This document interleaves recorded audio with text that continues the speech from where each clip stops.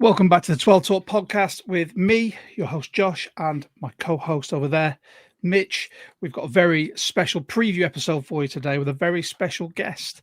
We're going to be looking through this amazing matchup that's coming up, Mitch. I'm so pumped for it. Are you? Yep, I am ready for that. It's going to be absolutely amazing. I mean, round 3.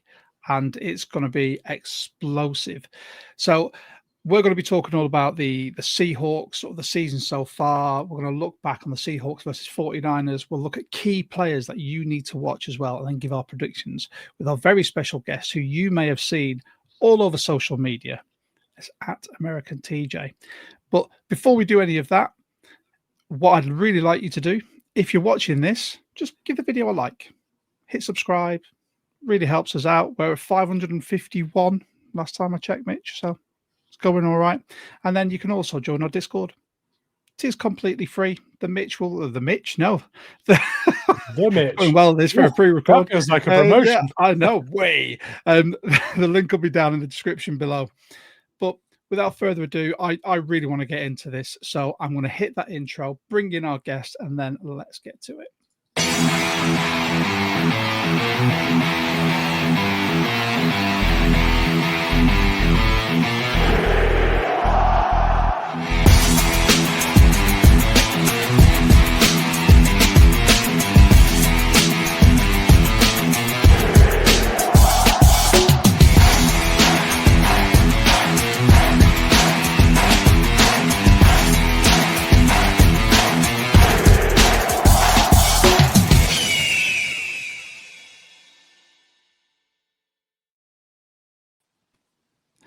And here we are. Welcome, everyone. Welcome, TJ. TJ, thank you so much for joining us, man. No, thank you, guys. Thank you. It's been I feel like we should have done this a few weeks ago, but I'm glad to be here. It's fine. I'm just appreciative of you making some time in your very busy schedule because obviously we connected on social media. But for anyone who doesn't know who you are and what you do you want to let everyone know? Yeah. So some people might know me as a silly guy that makes TikToks online, talks about American football. But yeah, I make content around American football, specifically NFL, college football, and then we dabble in Major League Baseball and a bunch of kind of like grassroots sports as well.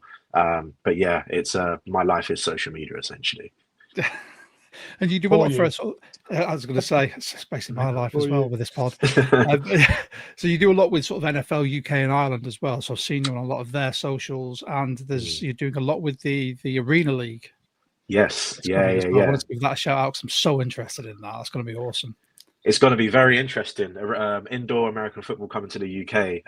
It's basically a perfect formula. No one has to stand in rainy parks and recreational grounds anymore to watch American football. We can now do it in warm seats indoors. Oh, hallelujah! Yeah, and obviously there's going to be this team in London, so I'm going to be checking them out at some point. Try and get down there. That'd be awesome, and hopefully get some of the UK Seahawks and members of our Discord to come over as well. That our local Mitch might be able to join us over there in Worcestershire. Wow! So yeah. I have seen, however, that you are wearing a Broncos hoodie. Now, I know you're a Broncos fan, so it's okay. Don't worry about it. And they're having a season to shout about. Don't be throwing that at him. They're having a good year, just like we are. I know we're having a good year. Maybe not as convincing as you guys have been. I'll put it out there, by the way. If you would have asked me to be on this podcast maybe 2 years ago, I would have just straight up said no. It took me it took me years to get to terms with the Seahawks after Super Bowl 48. Well, I'm glad that you've got over the PTSD of it now, because we still haven't got over the PTSD of the following Super Bowl, which if all goes right, it's either going to repeat of 48 with us versus you, or 49 with us versus the Patriots. There's a lot of assumptions in there. I know. I don't like saying Patriots. You've assumed away the Rams, and you've assumed away Saturday night, and there's a lot there. And the Houston Texans are a dark horse on that AFC side. I tell you, they are red hot at the right time for me. I genuinely think if it was us versus the Texans in the Super Bowl, it could be the lowest scoring Super Bowl anyone has ever seen. Yeah, Like just two elite defenses going for it. I mean, obviously, TJ, you cover a lot of the NFL. You are a Broncos fan. yeah. But I'm going to ask you, with your broad view, can you give us a bit of an overview from sort of an outsider's point of view? How do you think the Seahawks season's gone so far? Oh, I think you guys have been insane, like actually insane. That whole NFC West, just like the coaching and like just like kind of like the tactics that's been going on in NFC West have been incredible. I made like a video about the Seahawks a few months ago, just about like kind of like your offensive personnel, how like your offense is set up. But when you signed Sam Darnold, I was like, okay, these guys. I'm a massive Sam Darnold fan. I have been since he was at USC. And I was like, okay, these guys seem serious. You still got Jackson Smith and Jigba, obviously Sam Cooper Cup as well, great wide receiver, and then Walker in the backfield, Kenneth Walker, and Zach Charbonnet, and Charbonnet. Yeah, like it's just it's a really good tandem, and then like just like the way that your offense utilizes different personnel, different schemes, kind of like plays to like the offensive strengths, like. The Seahawks, like I think one thing I've liked about you guys is like there's been games where it's been a bit iffy, but I think you have been kind of like a beacon of consistency when it comes to like how you approach your games. Yeah, I mean our losses have always been so close. I mean we'll talk about one of them in sort of a couple of minutes, but I think Mitch and I have echoed this. The consistency has been something that we found shocking. We had this pegged as a 3-year rebuild with Mike McDonald. We kind of expected us to be here in year 2, but we didn't expect to be classed as the NFL favorites in year 2, which is so weird. I mean, Mitch, you obviously had a lot to say about it as well. So, well, I think one of the remarkable things about what the Seahawks have done this year is firstly the adjustments made in the offseason, because they weren't small players leaving the team. They were big parts of the identity of the team. They were big chunks of the salary cap, and anytime you lose those players and there's guaranteed money that sits on the salary cap and things, you end up with dead money and a restructure of your identity. And I think Sam Darnold, Cooper Kupp, and then on the defensive side of the ball, Tank Lawrence has come in, had an amazing impact. And the way they've drafted and an adjustment of strategy, taking an O-lineman in the first round, an interior one. There's a lot of moving parts there with our approach. To have been that good and also have had, I think, league third most dead cap money this year. That's scary, because I think when you're settled in and you've got those players on contracts, and then you're seen as a contender in free agency with money to pay those players, this is still a foundation, and it's a foundation that's put us at the number 1 seed in the NFC. That for me is what's most exciting. Yeah, it is. I mean, who would have thought as well that we'd be facing the 49ers again with all their injury woes? I mean, I just want to take sort of 5 minutes just to have a look at this season. So just to give a broad overview for anyone who may not know. So the Seahawks currently lead all time the series between the 49ers 32-24. However, the 49ers lead, it's a draw 1-1 in the postseason, actually. Okay. So this is to take the lead in that postseason. The first game of the season, obviously, is not really something that we want to dwell on, because it was 17-13. Before our team really kicked on. And we were so close in that game that it was a heartbreaker, because me and Mitch did sort of preseason predictions. And I think Mitch and I both had that first one as a loss anyway, as everything was coming together for the offense. No. Oh, no, you had it as a win. You had it as a win. You had it as a loss. And I pulled you over hot coals for predicting a Seahawks loss in the first game against our big rivals at home. I kicked off at you big time for that, and I was wrong. And you were right, annoying me. But yeah, I'm never going to forget that. And then betrayal. talking betrayal, mate. You were the one who pulled me over hot coals for being a realist.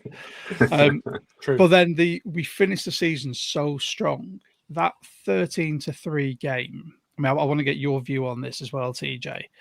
Even though it was 13-3, whether you're biased towards the Seahawks or not, if you watched it as an impartial sort of viewer, it felt like it should have been a bigger score. It felt like it was a bigger score until you actually looked at the scorebook and went, "Oh, they've only scored 13," because it was a complete decimation. Yeah, I would agree. We're referring to the 49ers game a few weeks ago, right? Yeah. Yes. Yeah. I would agree. I think the 49ers, they did have chances. Obviously, like, McCaffrey, is it a fumble? I guess you can't really call it a fumble. He's trying to catch it, but He obviously picked gives it up up for Drake Thomas. That was it. Yeah. Just a little layup for us. Pretty much, yeah. You can't blame a player for trying to catch the ball. But I did watch that game, and yeah, like the Seahawks, like you guys looked very scary. But it was also strange that you didn't score a lot.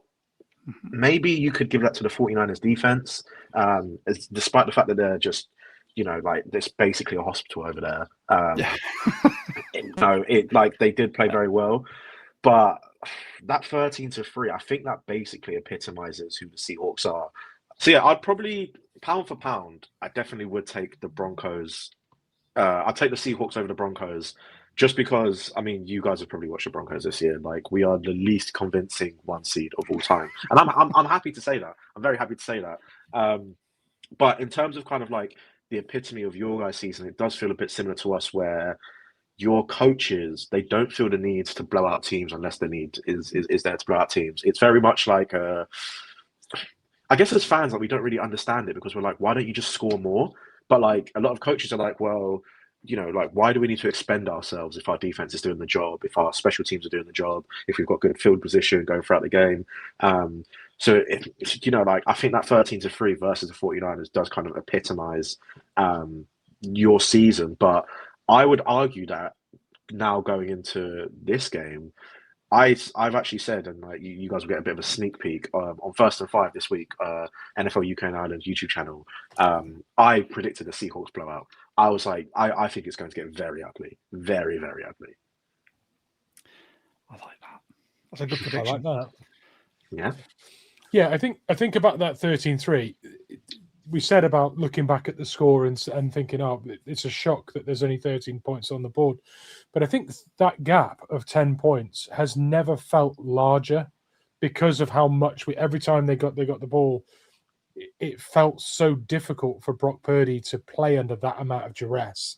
And the options he had to throw to just didn't quite seem to have enough time to get through their routes enough. And it felt like we smothered them enough on defense that 10-point gap felt more like 30 points.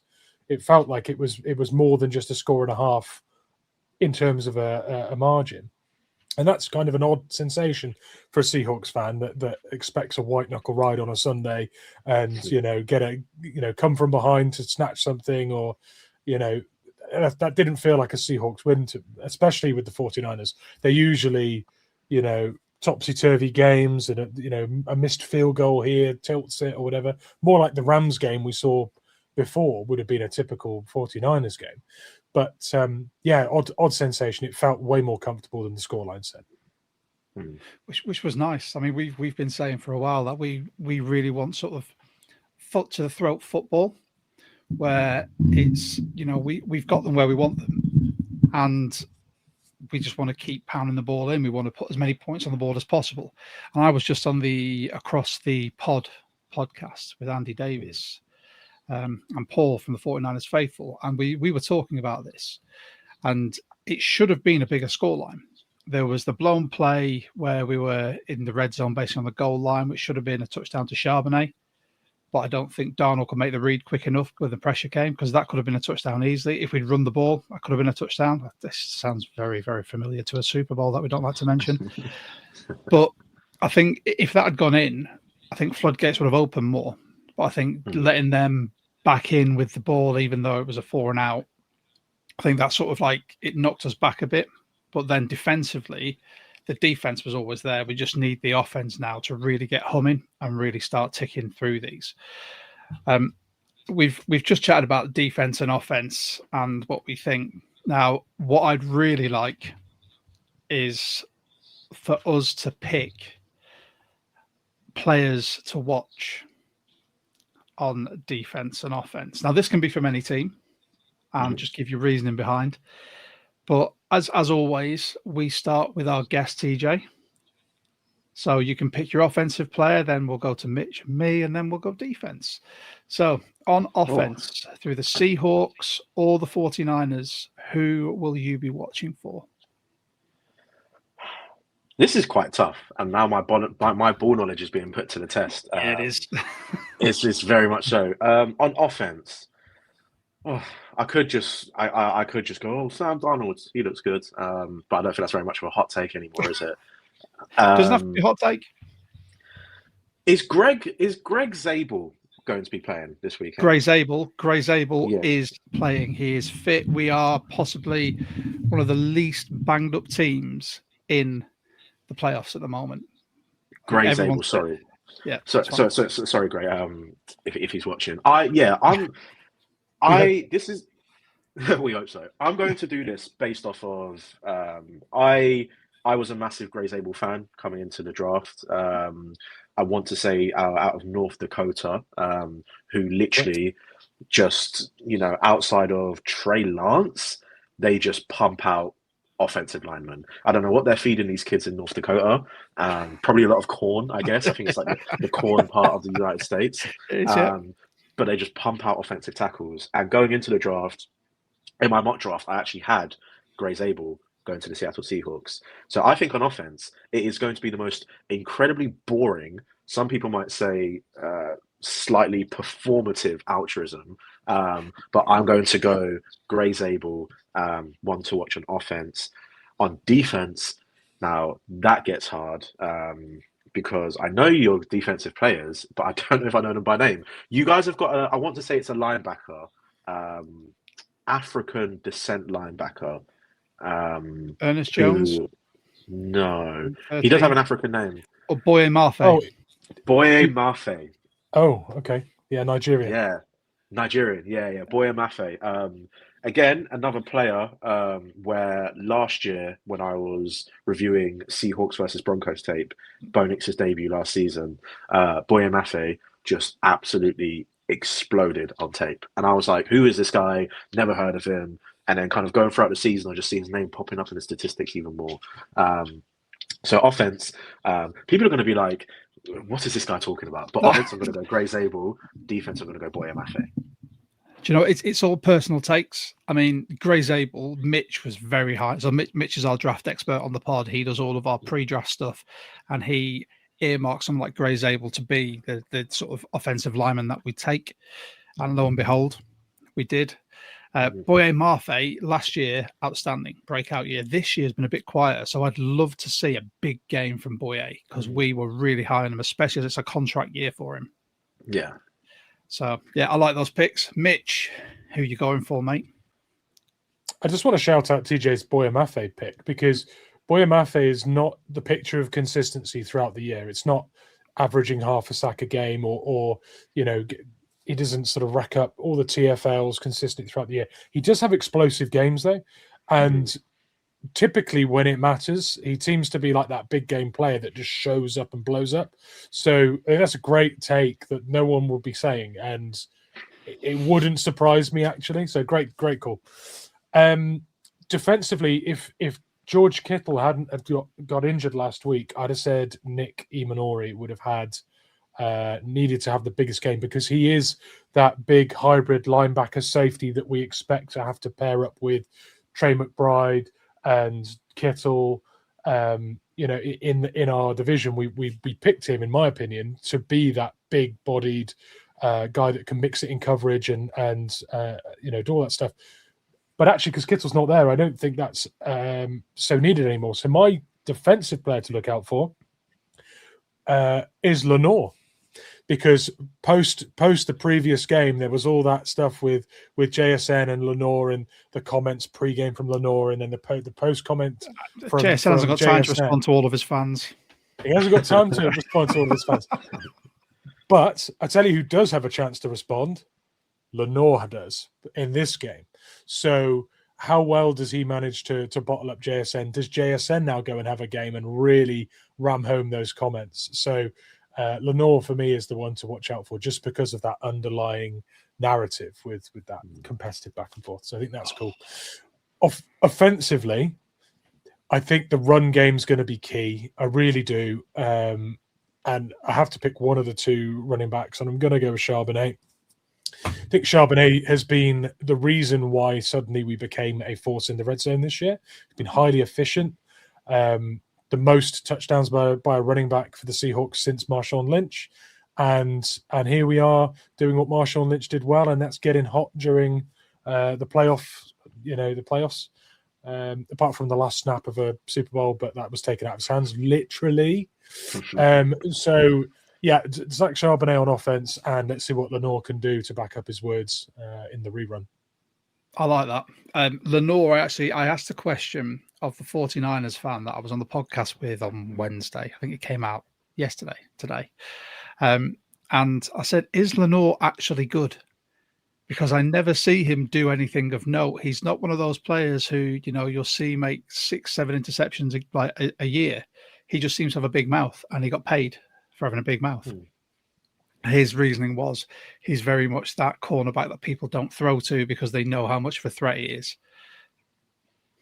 Okay. There's a lot of truth in that across the league, genuinely. But these days, like, there's a lot of truth in that. But now people are using that as a bit of a cop out. People be like, "Oh, why are his stats bad?" Oh, because no one throws to him. Well, I just saw him get 8 targets last game. People are using it as a cop out. Denver Broncos fans, whenever anyone tries to say, "Oh, Riley Moss has got the most penalties in the league," we go, "Well, he's always thrown to," and then we watch a game where Riley Moss definitely didn't have a good game, and we're like, "Oh, it's because they're throwing to him all the time." It's tough to play across Patrick Surtain. Do you know what I mean? There's a tiny bit of cornerback cop outs these days. But when you're playing against like the defensive player of the year for last year, do you know you've got a lot of looks. Well, we had this as well. So we obviously drafted Kobe Bryant, who was a Bearcat, and he played across from Sauce Gardner. So Kobe Bryant won the best cornerback in college award. Can't remember what it's called now, and that was purely because no one threw at Sauce. And, I've never been that high on Sauce, because even in the league, I don't think he's done a lot. And whether that is the fear factor that people don't throw at him, I don't know. But I like that Lenore one, because I'd love to see if he can walk the walk as well as talking the talk. And I can't believe you took Charbonnet from me, Mitch. Sorry, bro. He's my guy. I love the Iman Worry pick as well. Again, Iman Worry was a player that I watched a lot when he was at South Carolina. And I remember, like, in the months leading up to the draft, I can't remember who the Cardinals drafted a linebacker / safety a few years ago, who basically flopped. Xavier Collins? No. No. It's Cardinals pick, it doesn't matter. Yeah, who cares? First round draft pick, I think it was like maybe 2-3 years ago. And because this player, that Cardinals linebacker / safety hybrid, because he flopped, when Iman Worry was coming into the draft, a lot of scouts were saying, well, he's athletic, he can do all of these things, but like, what is he actually good at on the field? And I kind of was looking at all these reports being like, if you get this guy into a team where he's developed and they actually go, right, we're not just going to put you in a position, we're going to try and not cater the defense around you, but we are going to put you in a position to thrive.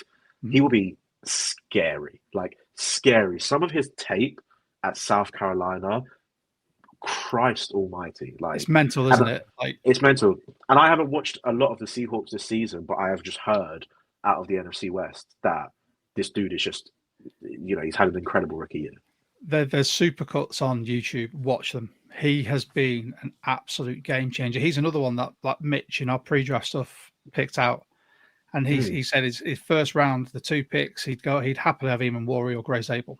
That was it. And I'm pretty sure in fact, I know that we've got that on a pod somewhere, so people can delve back into the archives. Well, we went one better as well, because we said, when we did our summary of the first day of the draft, I said, don't be surprised if we trade up in the second round and go and get Iman Worry and feel like we picked two blue chippers in that first round, and they did exactly that. And it was kind of cool to kind of play Nostradamus for the Mystic trophy. Mystic Mitch came on board.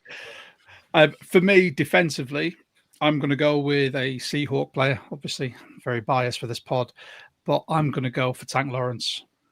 DeMarcus Lawrence has had an absolute resurgence this year from being, and I put this on social media, I think we did it on one of our pods, for someone who was just thrown in the bin by the Cowboys because Jerry Jones hates effective edge rushers, as we've established with Lawrence and Micah Parsons. To come here with a chip on his shoulder, be a leader, not just be, we thought he was just going to be, the run stuffer, but he's been getting penetration. He's got I don't even know how many sacks. I think he's got 6 or 5 sacks this year. He has been an absolute transformative player. And I think because he's missed out on so many playoffs being a Cowboy, he's going to have the bit between his teeth for this game.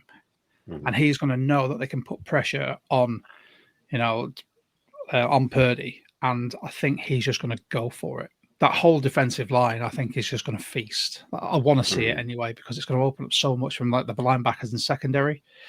And offensively, there's one serious problem with that pick. I'm just going to being a former Cowboy, you do know that his body is not prepared for post-Christmas football. Every first-round pick, their body isn't prepared for post-Christmas football because they don't play as many games as they do in college. Or they don't play many games in college. Well, exactly. We'll see a drop-off in the rookies too. Yeah, fine. Don't start saying things like this, Mitch. All right. Okay, I'll take it back. Yeah, okay, thanks. Offensively, I am going to go. There's low-hanging fruit, like you said, TJ. You could have Darnold, you could have JSN, you could have Walker, but Mitch has already taken one of our running backs. So, Mitch, I'm going to take your boy. I'm going to take AJ Barner. Oh. And TJ, just to clue you in, over the last 2 drafts, Mitch has rightly picked 3 drafts now. Mitch has rightly picked players in the right slots. And before this draft, he picked 2 Michigan players. So before this draft, he picked AJ Barner, and before that, he picked Mike Morris. So they are effectively known on our pods as Mitch's boys. So it's Mitch's boy, AJ Barner. But I'm going to pick AJ Barner. I think AJ Barner has proven this year especially, he should have been the tight end 1 coming out of Michigan. There's nothing against Colston Loveland because he's been absolutely fantastic. But AJ Barner just does it all. He is the hype man. He's the voice. He does the blocking. He's proven to be an effective pass catcher. Some of the routes he runs and the catches he makes are absolutely fantastic. I'd love to see a big game from him because if Mitch's pick Lenore again is going to man up, they play a lot of zone with the 49ers. If he's going to be constantly on JSN, then the outlet for me is going to be Barner. And I'd love to see Barner having a 100-yard game with at least 1 tutty, just so we can see the barn stomp or the barn dance, whatever he's calling it. And, maybe even a barnyard for a touchdown. Oh, I like that one. I like that one. I like the barnyard. I like the barnyard touchdown. I mean, I wouldn't be surprised if, especially you guys love to play out 13 personnel, which is a bit, it's a blast from the past, quite, and so I'm not surprised that your tight ends have. I have not watched a lot of the Seahawks. I haven't heard AJ Barner's name in ages. I was like, okay, fair enough. Wow, that is some ball knowledge. But I think that's the type of game that's going to kill the 49ers and it's annoying to play against. You see the Seahawks in 13 personnel. Obviously, you guys are saying you got Charbonnet, you've got Walker as well. I would have leaned to Walker, but those are both issues. Now you've got a tight end, and then you've also got a wide receiver 1 in Smith and Jigba, who's I would say top 5, top 7 in the league. And then then you're running all these play actions with Sam Darnold, who. Yeah. Say what you want about Sam Darnold. He genuinely is one of the most accurate and confident QBs when it comes, to rolling out play action, throwing on a run that we've seen for a while. I wish I could have made all of these points in this week's episode of First and Five. So don't worry. Next time we need Seahawks information, just hit us up. I'll give you a load. Yeah, I need the rundown. I'm just looking at the box score. You guys are You guys are giving me the names. But yeah, AJ Barner, like, no, that's a shout. That's a shout. Dude, he's and it'd be really cathartic for us as Seahawks fans, because every time we play the 49ers and Kittle's fit, he does a number on us. In game one, where we were winning, and then they scored that sort of the last like minute touchdown, which was to Tonjes. And I have a bee in my bonnet about every time we play the 49ers, some wide receiver 3 or 4 has a huge game, or Kittle has a huge game, and that's exactly what happened in the first game. Kittle's not playing in this game.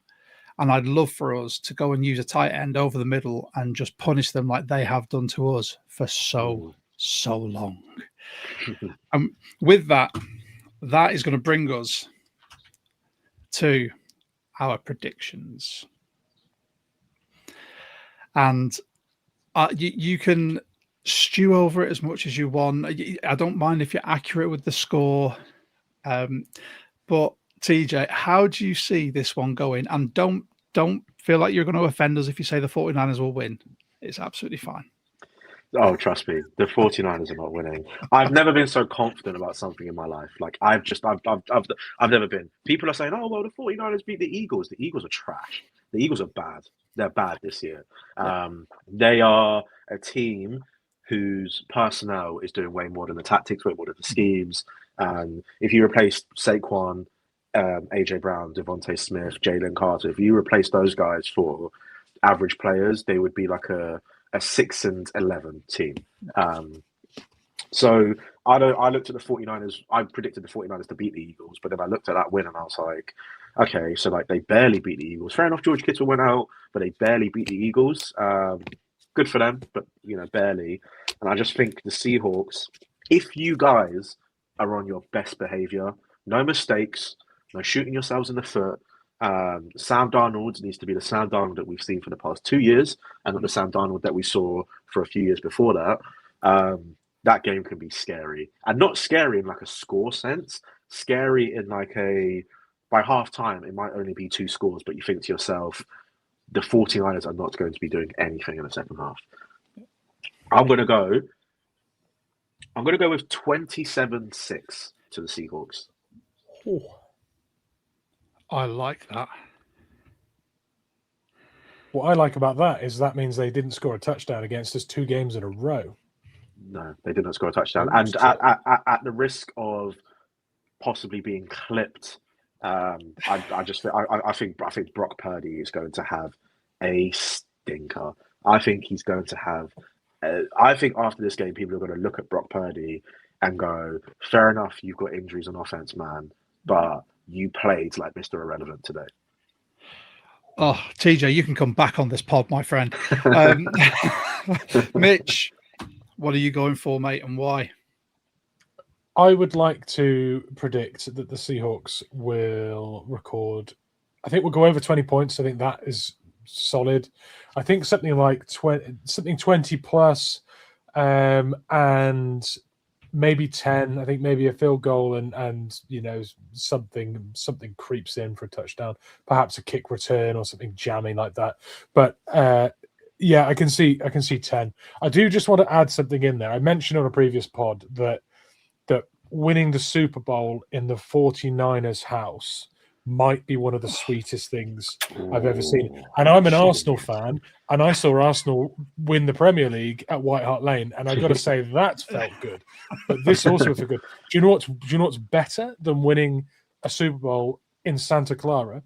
Right? I'll tell you what's better. The fact that they have been on the precipice of winning a Super Bowl for the first time in decades, for years, and then the Seahawks got good in one season and win it. If that happens in their house, incredible stuff. Scenes.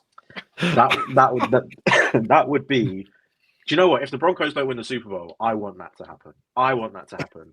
I like the 49ers. This Aston Villa jersey, that used to be a Jerry Rice jersey, because I love Jerry Rice. However, over the past couple of years, as I've been acquainted with more NFL fans, especially in the UK, I've learned that 49ers fans are probably some of the most annoying in the world. I do not want to hear any more Brock Purdy top 5 shouts. A 49er fan will look you dead in the face and be like, "Oh, Brock Purdy is an incredible QB. He doesn't have any help." except for his all-pro running back, his all-pro tight end, and his all-pro left tackle, and then his his generational coach. So Mitch, genuinely, if the Broncos don't get there, I will be praying for that scenario. Thank you so much. I like it. There we go. We'll convert you yet, TJ. Never. It's all right. You can bleed blue and orange. We're blue and green. It's okay. We've got enough friends that support every other team.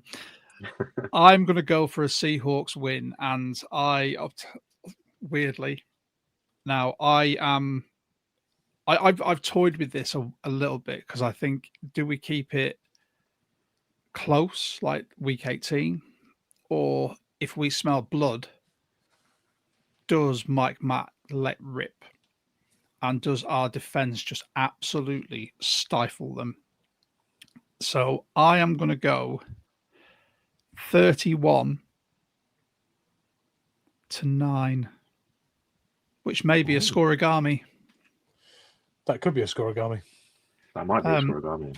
Yeah, I find it very hard to see what happened 2 weeks ago flipping and changing now. I just think that is it. Done. And I think this is going to be a time where now Clint Kubiak is in his bag.